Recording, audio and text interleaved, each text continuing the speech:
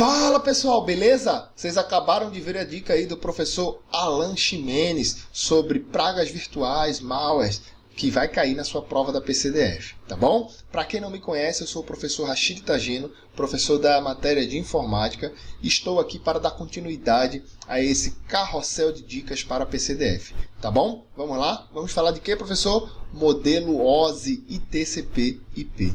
Isso é um tema muito provável que vai cair na sua prova, praticamente certo. Então tenha cuidado, tá bom? Então, o que é, professor, modelo TCP/IP, arquitetura TCP/IP e arquitetura ou modelo OSI? O que acontece? Logo com os adventos lá da internet, né, quando a internet veio, lá na ARPANET, a comunicação ela já acontecia com alguns protocolos. Aí, algum tempo depois, salvo engano, em 1974, foi padronizado a comunicação na internet com a pilha de protocolos TCP/IP. Tá bom? Dividido em 4 camadas, camada mais alta, camada de aplicação, camada do meio, intermediária de transporte, internet e enlace. O nome dessa camada aqui vai depender de autor para autor. Tem autor que chama host e rede, tem autor que chama acesso à rede, acesso ao meio, camada física, tá bom? Aí depois, com o tempo, para tentar padronizar a comunicação na internet, o Instituto ISO tentou desenvolver o modelo OSI, que é composto de 7 camadas, tá bom? A grosso modo, a camada de aplicação ela engloba essas 3 camadas aqui, ó. Camada de aplicação, apresentação e sessão. Camada de transporte se mantém, camada de internet modificou de nome aqui, né? E a camada de enlace acumula essas 2 funções aqui. Tem doutrinadores que pegam essa camada aqui de transporte e dividem em 2, colocam enlace e física, mas é só critério de didática, inclusive ele fala isso na obra dele, que é o Forozan, tá bom? Então, qual a característica e diferença de um para o outro? O modelo TCP/IP, que é esse aqui que a gente está falando, ele define os protocolos. Então, quando a gente fala HTTP, HTTPS, SMTP, POP, MAP, TCP, UDP, IP, estamos falando da pilha de protocolos TCP/IP, até porque o nome dele está aqui, ó, TCP/IP, os 2 protocolos mais importantes na arquitetura, né? Digamos assim. Já o modelo OSI não tem protocolo. Não existe nenhuma rede com protocolo OSI, porque ele é só conceitual, ele é só didático, ele é só doutrinário, só foi um conceito para tentar padronizar a comunicação na internet. Então, um modelo conceitual que define o modelo, o que é para ser implementado em cada camada. Beleza? O que é para ser implementado em cada camada. Mas nesse ponto eu peço que você tenha calma, porque seu doutrinador, várias questões coloca lá. O protocolo TCP da camada de transporte do modelo OSI. A banca não quer saber isso não. Ele se confunde. Beleza? TCP é do TCP/IP.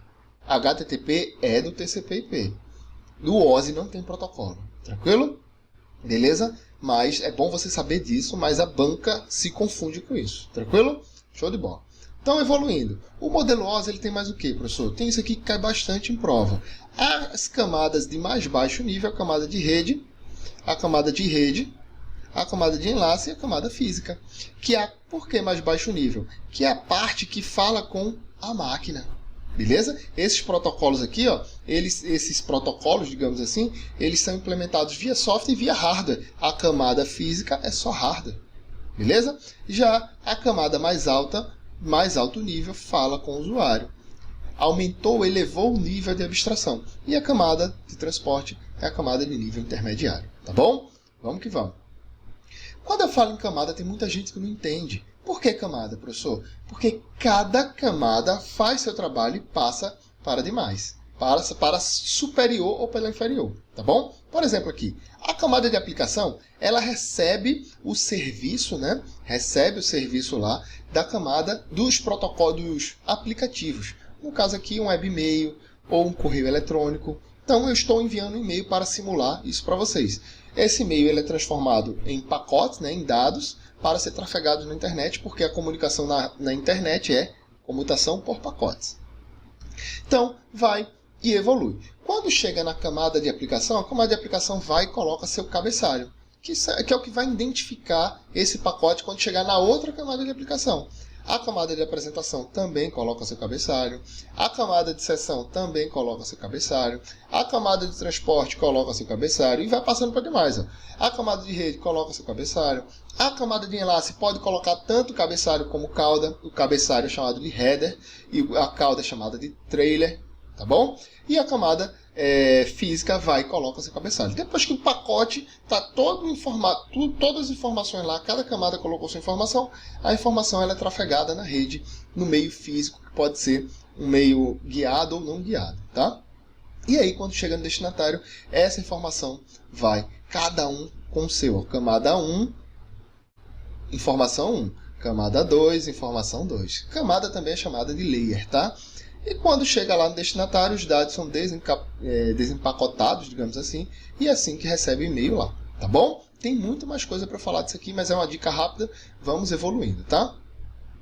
Então também tem aqui ó, o modelo OSI. O que é que tem, professor, mais para falar do modelo OSI? O modelo OSI, ele trabalha com os protocolos numa comunicação horizontal, ou seja, um protocolo de aplicação ele fala com outra aplicação, de rede fala com outra rede, beleza?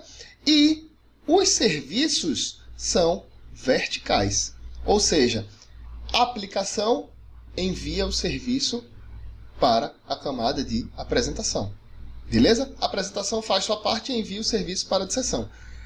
Quando volta aqui, ó, sessão apresenta para entrega, fornece o serviço para apresentação, a apresentação fornece serviço para aplicação e a aplicação, a camada de aplicação só fornece serviço para os aplicativos. Beleza? Vamos embora para mais uma dica aqui, lisurada. Os princípios do modelo OSI para definir camadas, tá bom? Eu tenho, para definir camadas, uma camada deve ser criada onde houver um grau de abstração. Então, grau de abstração. Cada camada deve executar uma função, apenas uma função e bem definida essa função.